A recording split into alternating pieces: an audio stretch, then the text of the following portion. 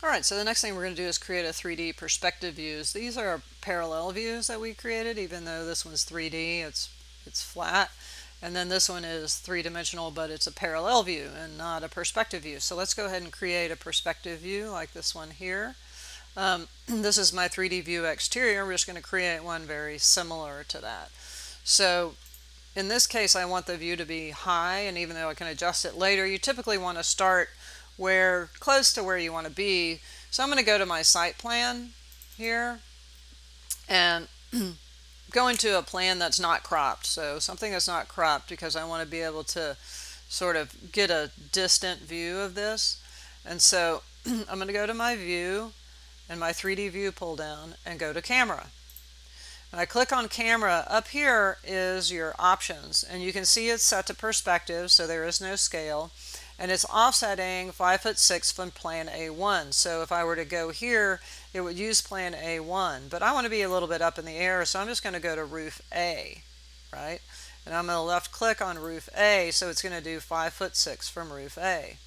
And I'm just going to left click kind of over here in the corner to set the camera, and then it's going to take my target. And this is also a view range.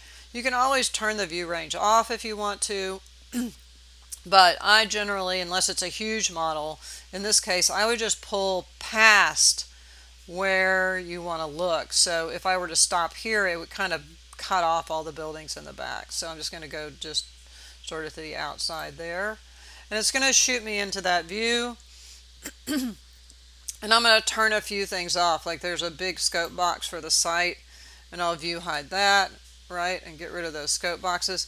And then there's a couple of ways to navigate. You can hold down your shift key and press your middle mouse button and it will orbit for you, right? The other way to navigate that I like to use is this navigation wheel over here on the right hand side. And I'm going to left click on it. It seems really annoying at first, so I can just pick that orbit. So I'm left clicking on that orbit, and I can zoom right in. I can pan up and down. So I can look, right? So it'll look back and forth, and it will do up and down, right? So it gives you a little bit more limiting. So if I orbit and then maybe zoom out a little bit, right? Orbit a little bit more, so you can adjust what you're looking at. You can also rewind. So let's say I orbited and I just got crazy and I didn't know how to get back to where I wanted to be. I could go to rewind and it'll flip me back to all the previous views, and you can kind of see which one you prefer, which I think is kind of a nice option. Okay, so now that we have the 3D view set up, we want to maybe turn on some shadows in the sun. So if I turn on the shadows, right, it's a little dark. So I'm going to go to my graphic display options, and in the lighting, I'm going to turn the shadows down. Right, apply that. Okay. Click OK and lighten those up. Now, you can go in and do invisibility graphics, whatever you want to do in this view, and adjust it however you like. Now, I'm going to sort of leave it like this for right now. We could adjust the sun. So again, there's the sun settings, right? And you can go to still, and it's set to Tokyo, and apply that still, and you can change the time of day. Now it's kind of hard to guess where you might want it to be, so oftentimes what I'll do is I'll come into my 3D view, my bracketed 3D view, I'll turn on the sun settings, right, making sure it's set at still, and then I'll turn on the sun path, and I'll adjust, turn on the shadows, maybe go to the same hidden line view, and adjust the sun until you're kind of happy with it, right? Like, do you want some shadows coming across, Do you want it more, right? That's not a lot of shadow, but so you can kind of adjust it until you get it kind of where you want it. Maybe somewhere about right there, so you're getting a little bit of depth, right?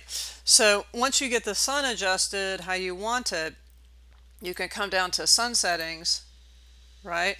And then you can save these settings, right? I don't know why it's in 2010. I don't know if it makes a difference or not, but I'm just going to save these settings. And we're going to say that is 0310 at 1 p.m. Okay, and I'll click OK. And there it saves it right there. And I'm going to click OK. And now I can go back to my 3D view that I made, go to sun settings, and I can select that and apply it, right? So that shows up. Now I have another time set as well, right? So that's a little different, but we can apply that. So you can update, fairly quickly.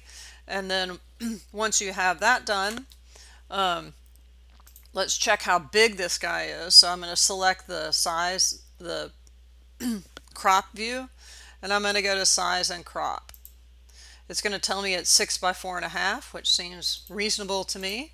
So I'm going to go and close my hidden windows, go to my composition sheet, and I didn't rename it, which is not good practice. It's still named 3D View 1. So I'm going to rename this one. I'll name that above 2, right? Okay, and so now I can sort of delete this one, and then I'll drag that above 2 out here and place it. Let's go ahead and turn off that guy. So now we've got that. So we can do several things here. We can actually come in and double click and adjust still in that view if we wanted to. We can also say, well, I want to see the corner of it, so and I've got room, so I'll just pull that out a little bit until I get some more of that, and maybe get that, see if we can get that whole building in there, right? Okay. And then maybe we turn off and we have that view. All right, so that's pretty much setting up that sheet and working you through some navigation in Revit. So when we come back, we'll be working with materials.